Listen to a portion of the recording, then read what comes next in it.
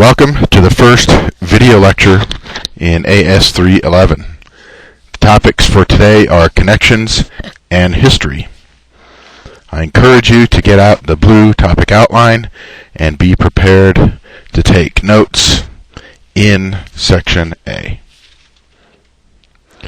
If you have any questions as this lecture is going along, I encourage you to pause the video and put an asterisk next to the area or write the question down in your topic outline and send me an email right then and there.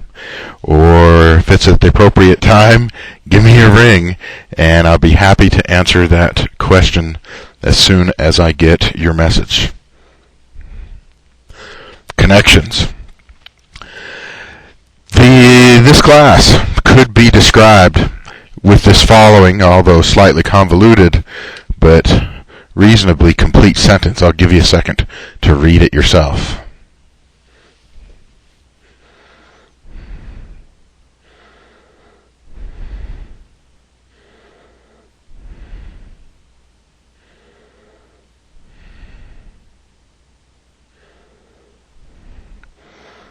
Okay. Expert jet engine operator. That's you. That's why you're in this class. That's why you're at Embry-Riddle. Is so when you get out of here, you can get a job and you can be a professional jet pilot of some kind. My goal, and hopefully yours too, is for you to become an expert at it, to be better than everybody else. In order to do that, you as a pilot are going to have to take some of the things that you learned in physics classes, and we'll be reviewing some of those in this class, and combining that with operational constraints such as the Federal Aviation Regulations, checklists, the airline's procedures, the corporate flight department that you're with, what the weather is that day. Do you have to get good fuel economy on this flight, or do you need to go as fast as you can? Are you going to burn more fuel because you have to avoid thunderstorms? Do you need to burn more fuel because you're going to be using anti-icing systems? There's a lot of operational constraints. Do you have to go into a holding pattern because of air traffic control constraints? So there's a lot of things you have to take into account. Now, when you get all these pieces of information together, you have to be able to do something with it. You can't just look it up every single time, because a lot of times there's more than one thing you have to pay attention to. So you have to think about it. You have to interpolate, make assumptions, and use data, and make inferences, and come to conclusions using a logical thought process. If you can do that well, then you're going to be really good on a day-to-day flight when you're just flying and everything works great. And hopefully you'll also be great when on those times when you have an engine failure or an engine problem, you'll be able to handle it in a manner that'll be safe and efficient and cost the least amount of money to fix it. Surrounding that theme for this course are several fundamental concepts that are going to keep coming up over and over and over again. A jet engine is just an air pump. We're going to burn fuel to power this pump. We are going to suck air in and we are going to blow it out the tailpipe or blow it out the fan, and we're going to do that so it goes out the tailpipe at a higher velocity than it came in and is at a higher pressure than when it came in, so we can have thrust. There's also a lot of details about aerodynamics on the inside of the engine, which we'll be getting to in this course. Thermodynamics, the movement of energy. The energy source for turbine engines on airplanes is jet fuel. It's typically Jet A. That's mostly kerosene. That's made out of hydrocarbons. When you catch hydrocarbons on fire and it combines with oxygen, then heat is generated, or you could say heat is released. How that heat changes the behavior or characteristics of the molecules inside of the combustion chamber. What do we have to do to make sure it doesn't get so hot inside of the engine so that this hot gases doesn't melt the inside of the engine? Understanding all that, you have to know thermodynamics. Operability, reliability, and efficiency are a little more difficult to separate. Operability is essentially how easy it is to operate the engine, or how hard it is to operate the engine. Especially what we're concerned about is from the pilot's perspective. If you jumped into a 1950 jet engine powered airplane, you can't just push the throttle forward as fast as you want to. You could over-temp it. Oh wait, over-temp it? Why? Oh, because the thermodynamics of the engine are such that not enough cooling air would be coming in and you'd melt the turbine blades. Why is that? Because of the aerodynamics of the blades can't handle really, really rapid RPM changes. So that operability is actually, see if I can do this, yay. So that operability is actually connected to thermodynamics and aerodynamics. Why we have to operate an engine a certain way is based on the thermodynamics in the engine and the aerodynamics. Reliability, that's just one example. Reliability, for instance, is how often is it going to break? Well, the one worst thing you can do to a jet engine is to start it up. And it's not the same as it is with a piston engine. It's for completely different reasons, which we'll get to in this course. But reliability, if we start the engine up and it gets too hot every time, those turbine blades are going to break much, much sooner than they would otherwise. If we overspeed it and go above a certain RPM, some of the engine parts may come flying apart sooner than we would have enjoyed. So how we operate it, that is, how we as a pilot operate it, is going to contribute or detract from the reliability of the engine. Efficiency. Oh man, can you say fuel efficiency? Even before jet fuel was amazingly expensive, the efficiency of the engine was important because you could only carry so much fuel. If you had to carry lots and lots of fuel, you could carry less cargo, less passengers, and of course if you're in the military, less weapons.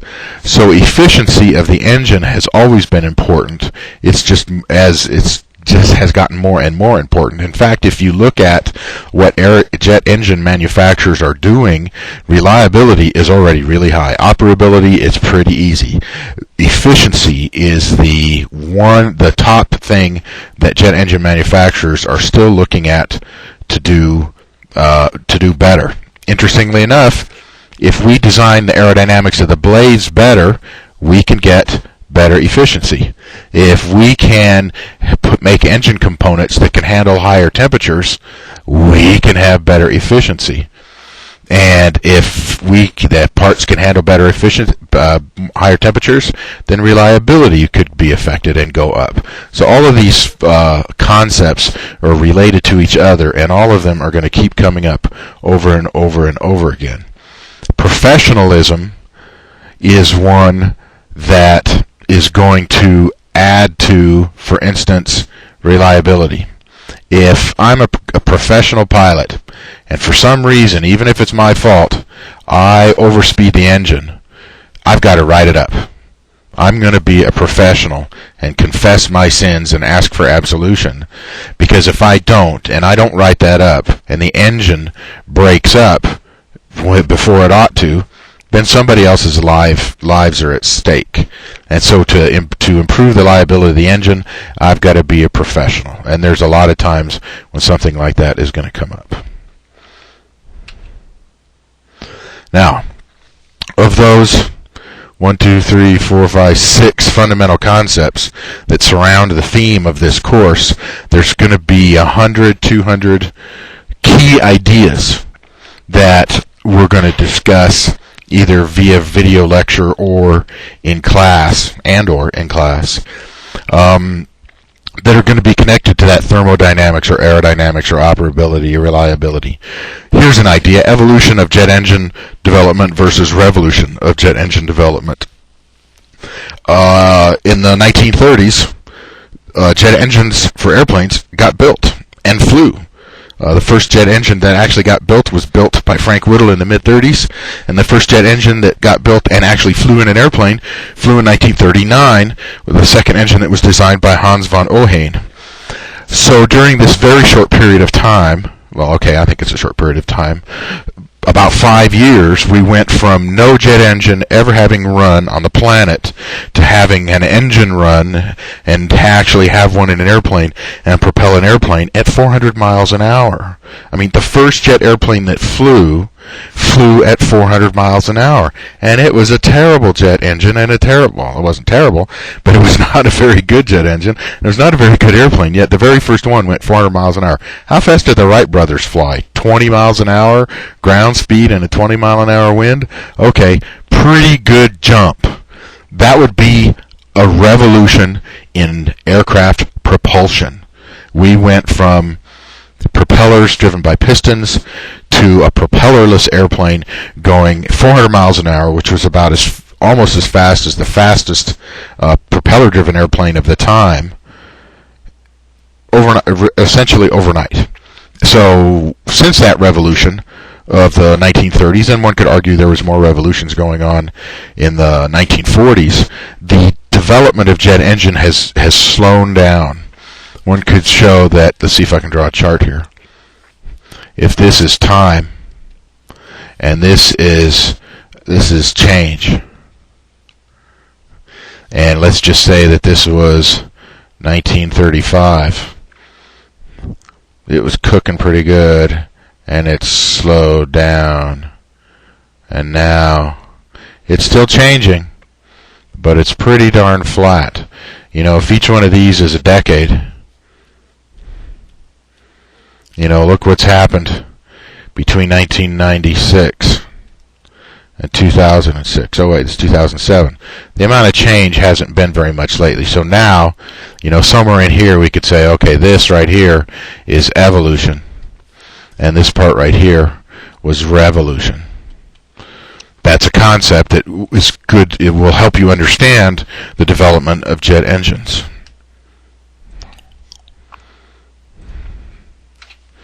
Profit. An airline's primary concern is profit.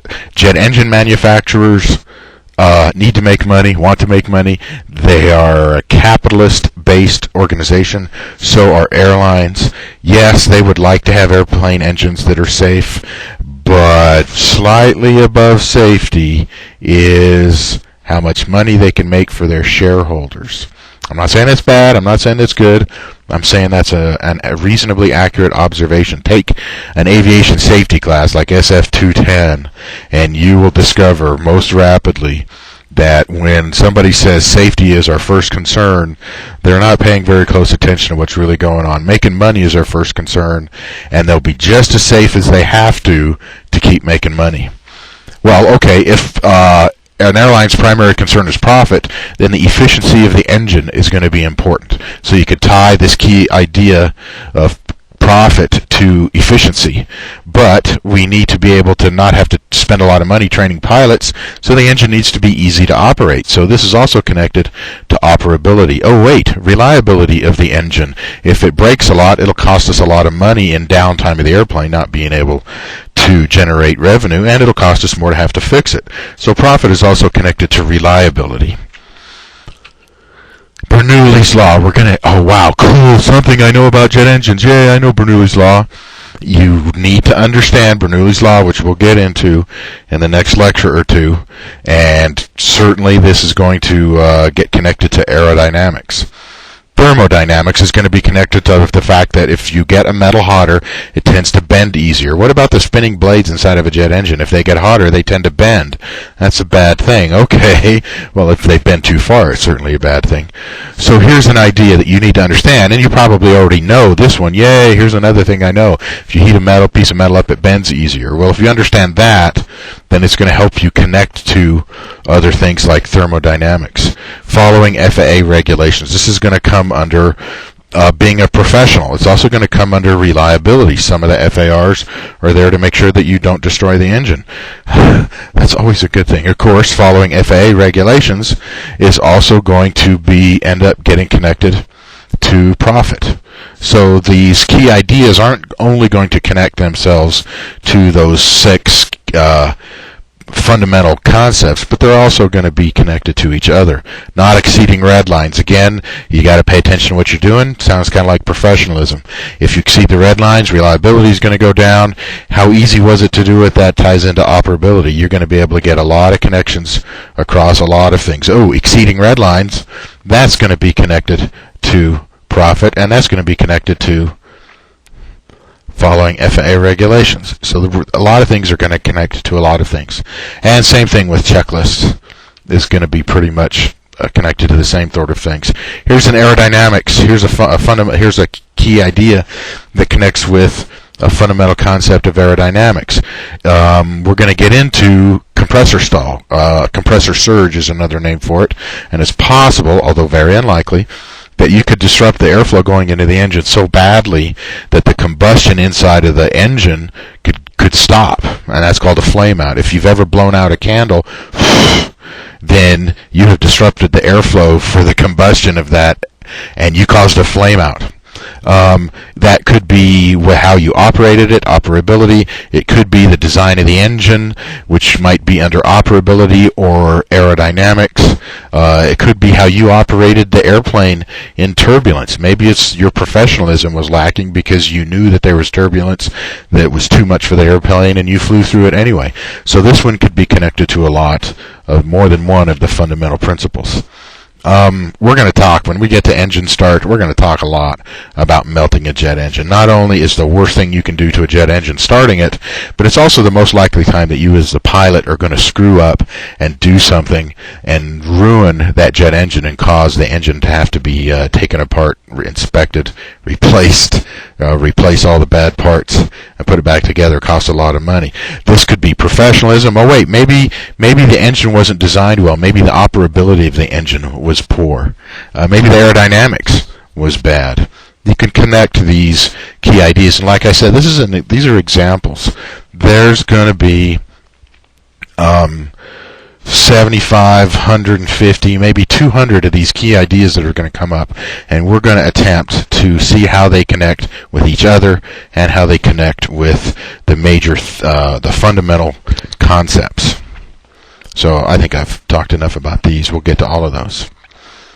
One could argue that a different way to describe this class, other than that theme of being an expert pilot and taking the constraints and taking physics principles and applying them in a logical manner towards everyday use and towards non-normal situations, you could say, you know what do you need to get out of this class? Yes, is there a lot of information that's really good to know? Absolutely. But one could say, and I believe it's true, that the most important thing you get out of this class is how to think like a jet pilot. What thought processes can you ingrain in yourself? Not me ingrain in you, but you develop in yourself, so that when you start flying jets, and this applies to any time you go flying for that matter, so that you will be better at it. So you're not just sitting there flipping switches according to the checklist, droning on, reading magazines in the middle of flight, and if something bad happens, you won't really know what to do unless it's in the checklist. I mean, let's face it, a 172 has, 7 emergency checklists? What's the checklist steps in a 172 for elevator failure? Oh, wait, there is no checklist for elevator failure. Is it possible that an elevator will fail? Yes. Is it likely? No. But if it does, wouldn't it be nice for you to be able to know what to do? How does the elevator system work? Are there workaround procedures? What situation am I under that allows me to do something? And if I was in a different situation, if I'm flying inverted at low altitude, I'd probably have less options than if I was at high altitude and the airplane was already trimmed. Okay, back to thinking like a jet pilot. Like I said, it's way more than just being able to run the checklist and do whatever the standard procedures are. As I alluded to earlier, even when things don't go wrong and everything's working right, there's going to be multiple things you have to pay attention to. Am I going to fly through icing conditions? What's the turbulence going to be like? What's the weather and visibility at the airport I'm going to go to?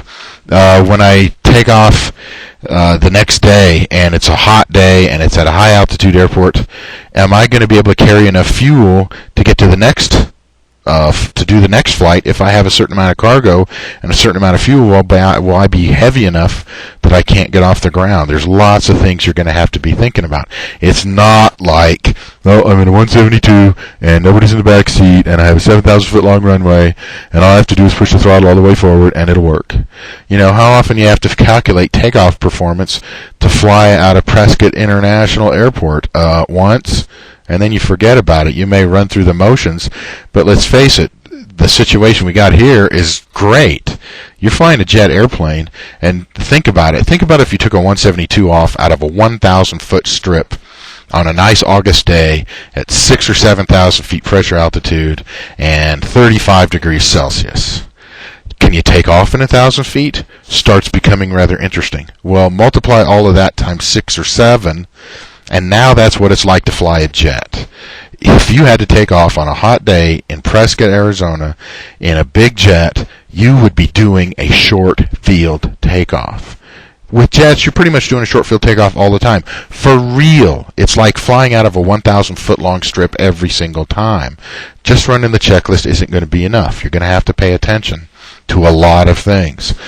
If you understand not only that you have to do the checklist, but why you're doing the things on the checklist, you're going to be 10 times the pilot that you would be otherwise, 10 times the jet pilot.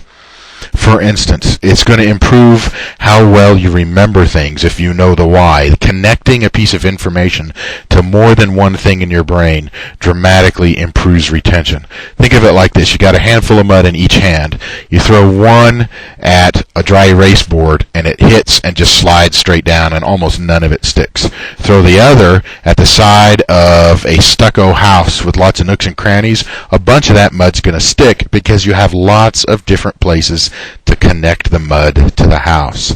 It's the same with information. If you can connect a piece of information in your head to 2 or 3 different places instead of one or none, it's going to stay there a whole lot longer. So if you can understand the why you're doing something, then you're connecting it to 2 or 3 other things. You're going to retain that information a lot longer. You're also going to be able to follow the checklist better. If you understand the importance of a checklist step, it's going to be a lot harder for you to accidentally forget it. If you understand why things are done, when you're actually doing it under normal conditions and you're going to pay a lot more attention to what you're doing. You're a lot less likely to make mistakes under normal conditions. If it's an abnormal condition, an emergency, and it's not just a checklist item, you understand what you're doing, you're going to do better as well. You're less likely to miss a checklist step. You're more likely to pay attention to what you're doing. It's not just flip a switch and keep your fingers crossed. Oh, wait, what if you come across a condition and the checklist doesn't cover it? If you understand why you've done things before and how things work, you've got so much better chance of overcoming and taking care of that emergency situation. And that's one of the things I want you to get out of this class. Okay, if you've ever worked on your instrument rating, somebody told you got to stay ahead of the aircraft. What are you going to do a minute from now? What are you going to do 5 minutes from now? Well, you know what? Think about being an instrument pilot, not at 110 knots in a 172, but at 550 knots in a business jet or a transport category jet. Think about staying ahead of the airplane now. Oh, okay. The more connections you make, if you are listening to air traffic control and you can hear somebody out there getting put into holding patterns, what's the connection you could make? Oh, I might have to get put into a holding pattern. What could you do in advance to make that easier? Oh, I could pull out the chart that tells me my holding pattern speed. You know, if you're flying a holding pattern in a 172, you don't have to slow down. But in a big old jet, you know you have to slow down when you get into a holding pattern? Which is fine. You're going to want to slow down anyway to save gas. Oh, wow. So I could be a professional by paying attention to what's going on. If I understood the efficiency of the engine combined with the airframe, that would be telling me, okay, for maximum endurance, that is the greatest amount of time in the air, I'm going to need to slow down. You know what? On some jets, you even put in 10 degrees of flaps for best endurance when you go into holding. And you know what you have to do in jets is you have to enter the holding pattern at holding speed. So you've got to start slowing down before you get there. If you're not making connections, you're going to be behind, and you're not going to be able to do everything you need to be able to do. Here's a for instance. Jet engines are affected by high altitudes and by hot temperatures in a similar manner as piston engines are. You don't produce as much thrust at high altitudes and at high temperatures. So let's say you're flying into Telluride, Colorado in a Beech 1900. It's those Beech 1900s or those twin-engine turboprops flying in to Prescott, and you fly into Telluride, Colorado. It's like 9,000 feet. And we'll say it's in August. Nobody's going skiing then, but we'll say it's 30 degrees Celsius, and it's a low pressure that day. So instead of being at 9,000 pressure altitude, it's 11,000 feet pressure altitude at 30 degrees Celsius. Okay, this is not a standard day. And let's say that it's a reasonably short runway. Let's say it's only 3,000 or 4,000 feet long. You're going to need to look. Those engines aren't going to perform as well at high altitude and hot days. The airfoil, you're going to have to get up to a higher true airspeed to get up to the same indicated airspeed to be able to rotate and fly the airplane. What if you land and the weather tomorrow for your scheduled flight, you got to put enough fuel on board to get to a certain airport, and you got to book the airplane's booked with passengers and cargo, mail, and all their luggage, and you don't have enough room to get off the runway. Maybe you need to figure that out today, the day before, that's going to happen. So if that, or maybe not even before, I think that's the next slide. Yeah, if this now, then what later? Okay, but tomorrow, that's going to happen. So you need to be thinking about that at least in the moment, if not ahead of time. Here's another one. What if you're going to fly next to a thunderstorm, and you're going to probably get through icing conditions, and you've done this before, and there's going to be at least forecast conditions. So you're going to have to run the anti-icing systems on the engine as well as on the airframe, and depending on which kind of system it is, it's going to take some fuel for you to burn to run those anti-icing systems. Well, if you know this now, you're going to have to burn fuel later. So what do you have to do now to take care of that issue? You're going to have to put more fuel on the airplane prior to takeoff so you don't run into your reserve inadvertently, on purpose. You can't do it. Can't plan in advance to use your fuel reserve. That's a no-no. There's going to be a lot of situations that come up in this semester where we talk about, well, what if this? What are we going to have to do about that? And being able to make those connections, learning to make those connections are going to be very important. If you have any questions about this topic on connections, or please, hopefully you wrote them down, put an asterisk next to something, send me an email, give me a call as the syllabus authorizes, and I'll answer you as fast as I can. If you have any improvements to the way this video lecture was done, please let me know. I'm very happy to take suggestions. I haven't been doing this. I've only done this. Give me your suggestions. I'd appreciate that. The next portion of this lesson is on the history of the development of jet engines. Jet propulsion. Did you know that a squid is a jet-propelled animal? A squid pulls in water and then forces it out a different orifice, O-R-I-F-I-C-E, a different orifice, and that water that it blows out, its propulsion orifice, I don't know the exact term. If anybody needs an extra credit project, let me know.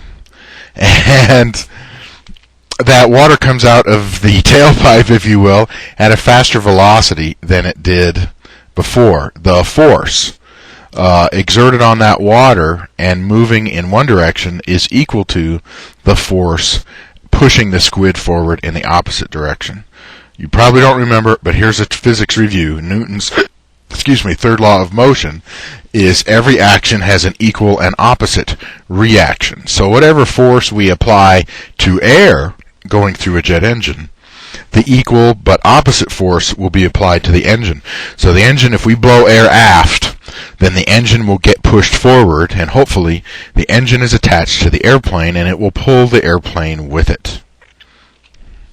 There are essentially two methods of developing thrust with a jet propulsion engine. And we'll talk about in the next chapter, there's different types of jet propulsion engines. There's liquid rockets, solid rockets, ramjets, pulse jets, and of course, the turbine engine, which is what we usually refer to as jet engines. They're all jet propulsion engines. So if somebody says a rocket jet, they're actually being accurate. It is a jet nozzle. It's just not a turbine engine that's producing the gases. It's a rocket engine that's producing the gases. And the font on this computer didn't do what I wanted it to. So I've got to write this in here. So this is delta. This is change. One of the two methods of developing thrust is by taking a mass of air and accelerating it. This formula right here, mass times change in velocity, is the same as the mass times acceleration. Later on, when we get into looking at jet engines specifically, the force due to acceleration, mass is the weight of the air divided by acceleration due to gravity, which is 32.2 feet per second squared. We're going to stay in feet, pounds. We're not going to use newtons and do the metric thing. So this is the mass right here. This part right here, that's the mass. And then we're going to multiply it times the change in velocity. So we're going to multiply that by the second velocity of the engine, that's exiting the engine, subtracted from the velocity entering the engine, the first velocity. So if we had a jet engine, and you don't have to draw this right now, we'll be drawing stick diagrams of jet engines a lot, and we pull air in at velocity number 1, we're going to blow air out the exhaust at velocity number 2. And how much mass, and we're going to do things in seconds. So this weight here is going to be in how many pounds per second is going through here. If we multiply it by the difference in these two velocities, then we're going to be able to tell how much force this engine is supplying based on this change in velocity of a certain mass of air. Now, the second way, occurring simultaneously, it's not like it's one or the other, it's both simultaneously. F is for force. Force applied by the engine is equal to the area of the jet nozzle times the change in pressure. This is delta P, change in pressure. Another way to write that would be area of the jet nozzle, that's the exhaust, times this change in pressure. Pressure leaving the jet nozzle, subtract from it pressure ambient. So again, if we have a jet engine, and my stick diagrams with this tablet's not that great, if we have a jet engine and we're pulling in air, this is pressure ambient. In fact, I'm going to get rid of that. There we go. Pressure ambient is in the front of the engine. The airflow is this direction. Here's the exhaust. And air's going out the tailpipe. If we measured the pressure in here, pressure in the jet, we need higher pressure in the tailpipe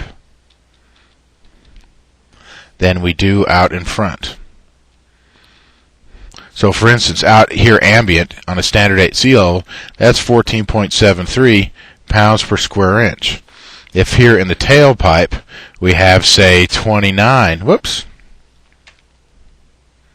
I say here in the tailpipe we have 29 psi, then the area of the jet nozzle here is a couple of square feet. Let's say it's 2 square feet times pressure in the jet nozzle is 29 minus 14.73. That's essentially going to be 2 times 14 equals, let's see if I can do this, 28 pounds per square, 28 pounds of force. Okay, I can dig it. In any case, don't worry about the math right now. I'm happy. if you could describe the fact that the two ways to develop thrust on a jet engine are: one, force equals mass times change in velocity, and force equals, and the force is also added to that is the area of the jet nozzle or the exhaust pipe times the change in pressure from the outside air pressure to the inside of the jet engine. And of course, write the formulas down. Okay, development of jet engines.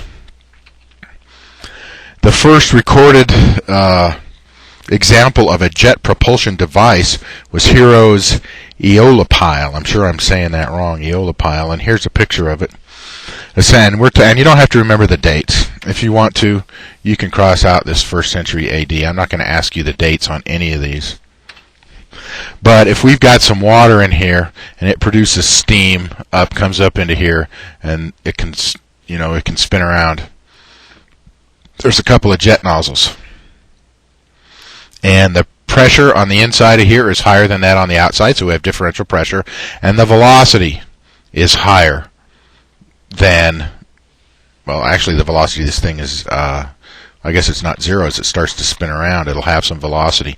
But if we have velocity 1 and coming out here is velocity 2, then we have a jet propulsion device. The story goes, it's not a story, this happened. This guy built this thing in Egypt a long time ago.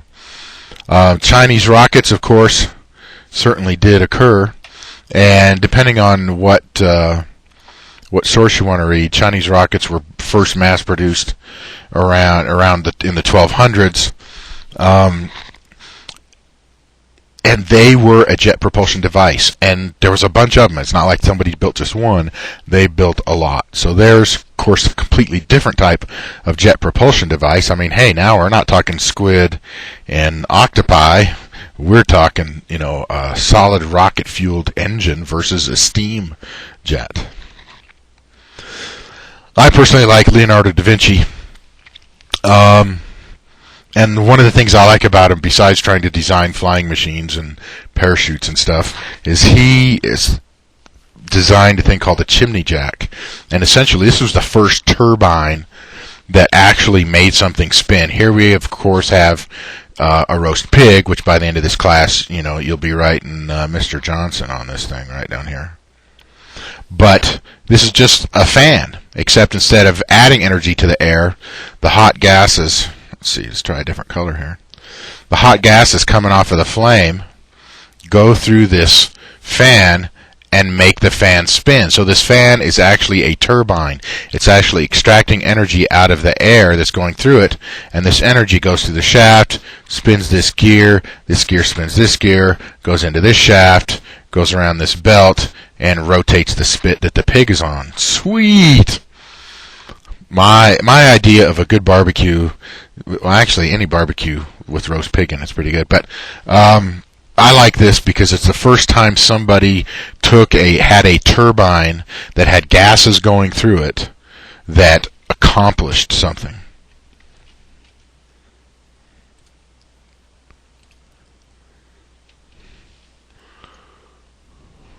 Whoops, was that all of them? Yeah, I guess it was. Okay. Wanhu, or Wanhu. I watched the Mythbusters, and they called it Wanhu. In any case, this is a legend. There's no documentation. No historian's willing to say this happened for sure, like Hero's Eolipile. But I like it because it was the first attempt at jet-propelled flight. Somebody tried, or theoretically, or maybe, or the story is, somebody tried to fly back in the 1500s with a jet propulsion device. Here's a picture that somebody drew. 47 rockets is the story. 47 guys lit the fuses. Here's another different picture. Another story of it is that he hooked himself in his chair and his 47 rockets up to a kite. But in both stories, the rockets blew up, and so he died. So kind of a bummer. But hey, if he had gotten off the ground, he didn't have any flight controls, he didn't have seat belts, he didn't have a type rating to fly this rocket plane, so I think there would have been some issues, although I guess there wasn't any Chinese FAA back then to get him in trouble. But hey, somebody was thinking about flying with a jet-propelled device. That's pretty sweet. Newton, that Isaac Newton, apple fell on his head, Newton's third law of motion guy. He actually wrote down a design. It's guessed that this was never built. And if it had, the amount of jet propulsion on this unit would not have been enough to overcome the friction on the ground. But you run a little fire down at the bottom, you got water in here, you get steam coming out a nozzle. So here's our jet nozzle. If we can get a higher velocity here, whoops, I'm hitting the buttons. If we can get a higher velocity here, then the forward velocity of the device will get thrust that way. And if the pressure inside the jet nozzle, pressure in the jet is higher than pressure ambient out in front of the jet nozzle, then we'll get thrust that way. This would have worked in that it would have developed thrust, but probably not enough to make this thing work very well. Okay, finally, somebody does it. This guy named Opel. If you ever heard of Opel cars, it's the same guy. Germany, late 1920s, he flew a rocket plane. Now, granted, you could argue, oh man, that's not a rocket plane, that's a glider. Yes, it's true, it was a glider. But he flew it. He put a bunch of rockets in the back here. There's a whole bunch of rockets back here, like 5 or 6 or 10 solid rockets. Just this is Juan Hu of the 20th century, man. Except he had some technology somebody already knew how to fly.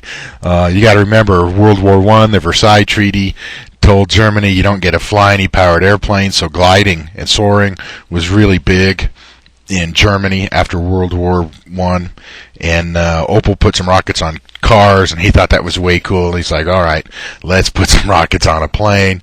So they built a glider, put rockets on it, and it flew pretty sweet. First time somebody actually flew in a jet-propelled device, jet-propelled aircraft. Okay, we'll get into some more details here shortly, but jet engines, well, I guess I'm going to get into them now. Jet engines were being developed in Germany and in Great Britain, in England, during the 1930s. In Great Britain, it was Frank Whittle. He ended up getting knighted later, so he's Sir Frank Whittle. And Hans von Ohain, he was in Germany in the 1930s. His engine actually flew first. He designed one engine and then actually ran on hydrogen. And he was working for Heinkel, an airframe manufacturer, and because he didn't think any of the engine manufacturers would go for it, and he knew that Heinkel, the guy running the company, was really into speed. He felt the need for speed, I guess. In any case, and of course in Germany during the 1930s, the government was spending lots and lots of money on machines of war, including lots and lots of airplanes. So he had better funding than Frank Whittle did in Great Britain during the 30s. He built a prototype, it ran, he designed a better engine, a bigger engine, and they built it and put it into the Heinkel HE-178 in 1939. And here's a picture of it, here's another picture of it. The HE-178, one person, the engine had about 1,000 pounds of thrust, and it went about 400 miles an hour, like I said earlier. Wow, first jet airplane, first turbine-powered airplane ever, and it goes 400 miles an hour. There was only a few airplanes at that time that would do better than 400, and, like a P-51. I don't know if they had P-51s in 39. In any case, that was pretty darn good. 2 years later, Sir Frank Whittle's engine, he designed one and then designed a better one, a bigger one. He put it in an airplane, the Gloster E-28/39, and that airplane went about 400 miles an hour on a 1,000-pound thrust engine. I find that it was very interesting that both engines had extremely similar designs, similar weights, and the airplanes they put them in had similar speeds. Okay. Interestingly enough, Heinkel and Hans von Ohain didn't get the contract to mass produce a jet engine or an airplane. Von Ohain designed a third engine. I don't know if he designed a third engine or whether it was this same engine just improved. And they put it in a 2-engine fighter plane and flew it, but the German government at the time selected Messerschmitt to build an airplane, and another guy, Amsel, shucks, I'll have to remember his name. Franz was his last name. He built an engine, the Junkers Umo 004, and they put it in the Messerschmitt 262. Here's a picture. Here's another picture. I think this is a pretty cool picture. One engine on each wing. Here, I'll show you that picture again. Okay. One engine on each wing. This thing went 500 miles an hour. 500 miles an hour. Sweet. It was faster by nearly 100 miles. It was faster by 100 miles an hour than almost everything. Couple of hundred miles, 250 miles faster an hour than the B-17s and B-24 bombers coming into Germany, and close to 100 miles an hour faster even than a P-51 or a P-47. It was the fastest thing cooking. What a deal. Now, downsides, the Umo 004 did not last very long in that you had to overhaul it. The first engines, you had to overhaul them every 50 hours. But they made quite a few of them. There's a lot of stories surrounding if that airplane had been used for air-to-air instead of ground attack. Hitler was worried because in the 40s, this was prototype, flew in 42, not went into mass production. So by the time these things were in mass production, Germany was being invaded. You know, D-Day was passed, and the Allies were moving in, literally in Germany, so he told the Luftwaffe, the German Air Force, to use the Messerschmitt 262s for ground attack instead of shooting up the bombers. And so the bombers kept coming, and that's one of the reasons why the Germans ended up losing World War II. Would have been interesting if they had built more Me-262s and used them to shoot down the bombers instead of for ground attack. Would that have prolonged the war or even changed the course of the war? Sounds like a good science fiction book to me. The Umo 004 was the engine that got put in the Messerschmitt Me-262, so it was the first mass-produced turbine engine. Here's a cutaway. We'll look more at that some other time. Here's another cutaway in a museum. I don't know where this museum is from. It's a reasonably simple jet engine. Interestingly enough, it's actually a jet engine in the front that starts up the engine. So you actually pulled it like a lawnmower. You'd yank it with a cord to get jet engine or gasoline engine started, and that would fire up the engine. And there's another picture of the Umo 004 as if it was cut away. The Vickers Viscount. Vickers is a British company. They still make a lot of airplane parts like fuel controls and pumps, hydraulic pumps, fuel pumps. They make a lot of stuff. But back then they were an airframe manufacturer, and they made the first turboprop that went into service. It went into service in 1950. No, you don't have to know the year. It was the first turboprop that went into service. Here's a picture of it. Dig the oval doors, man. Totally awesome, man. And of course, the oval windows. 4 Rolls-Royce Dart engines. If you've ever heard of a Grumman Gulfstream 1, you probably heard of a G4, G5 business jet. Well, the G1 was a turboprop made in the United States, but those G1s had 1 Rolls-Royce Dart engine on each wing. This one has 4 Rolls-Royce Dart engines on it. Here's another picture of a newer model. The doors aren't oval, but the windows still are. This is a slightly larger version of it. And, of course, everybody knows about the de Havilland Comet. It went into service. It was the first turbojet. It went into service in 1952. And there's, if you've done anything into aviation safety, you probably heard of the Comet. They made square windows. Do I have a better picture of it? Yeah, that doesn't show the square windows very well. But they had squarish windows. And pressurizing, depressurizing, the stress would form at the corners of the windows because they weren't round. And they ended up having cracks coming off of the windows, and the fuselage came apart in flight. I hate it when the fuselage comes apart in flight, and at least a couple of them were destroyed over the ocean, and nobody wanted to fly airplanes that they didn't even know why. It took them a couple, 3, 4 years to figure out why they were cracking up. And by then, people were like, comets, I don't think so. And, of course, the 707 went into service in 1958 and ended up taking off. And, of course, the DC-8 by McDonnell Douglas and Convair made some big 4-engine jobs, too. There's another picture. The engines. The engines are probably right in here at the back. 2 in each wing. This airplane, it went 500 miles an hour. 500 miles an hour. That was a solid twice as fast as the 250 mile an hour piston engine jobs that it was replacing. Twice as fast, went from 250 to 500 miles an hour. Huge, huge leap. And then, of course, the next airplane I have on the list is the Tupolev Tu-144. It was the first supersonic passenger jet to go into service. It went into service in 1976. It was only in service for about 6 months. They took one of these to the Paris Air Show, and it crashed at the Paris Air Show. If somebody can find me a video of that, I think we could talk some extra credit. Contact me first before you go looking for that video. I would love to see that thing crash. Well, okay, I didn't mean it in a negative way. In any case, it was only in service for 6 months, but it was in service carrying passengers before the Concorde. The Concorde actually went into service the same year, 1976, but it was after the Tu-144 went into service. And here's a little more details about Frank. Frank Whittle, he was in graduate school in 1928. He was a pilot in the English Air Force. He was also trained in school as an engineer, and I don't know if they sent him or how he went back to graduate school, but he's working on his master's degree.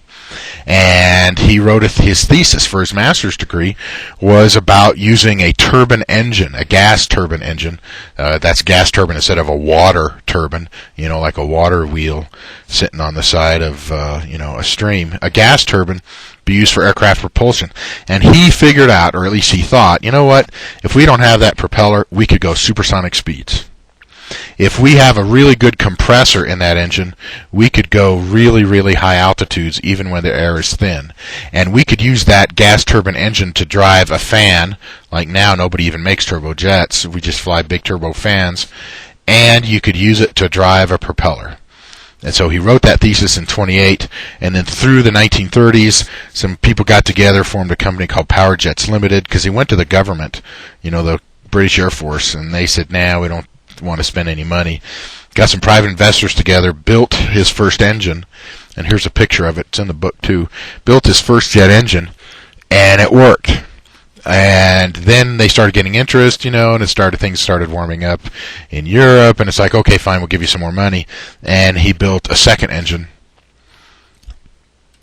And this is the engine that actually went in the Gloster E-28/39 that put out about 1,000 pounds of thrust, and the airplane went about 400 miles an hour. These gizmos right here, these are the combustion chambers. There's a bunch of combustion chambers, and this is the exhaust pipe.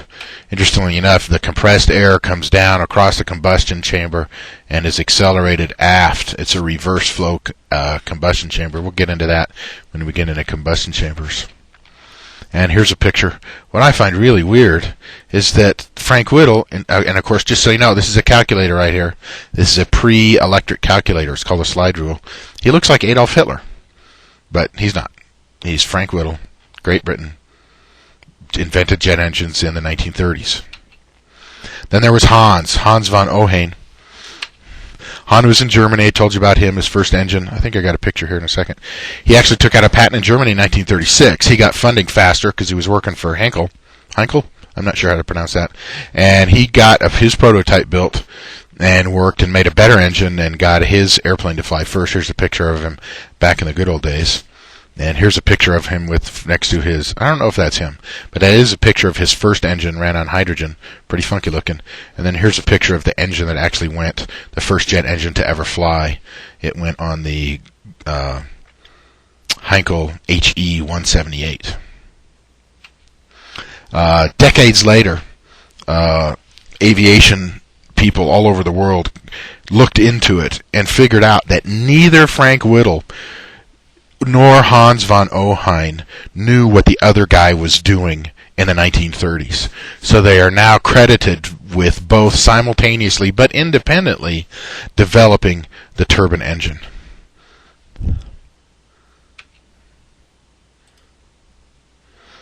If you have any questions, about the history of the development of turbine engines, jet engines, please send me an email, give me a call as required. I will respond as fast as possible. If you have any suggestions for improving this video lecture, please also let me know, and I could maybe even incorporate some of those improvements into later videos this term. Thanks.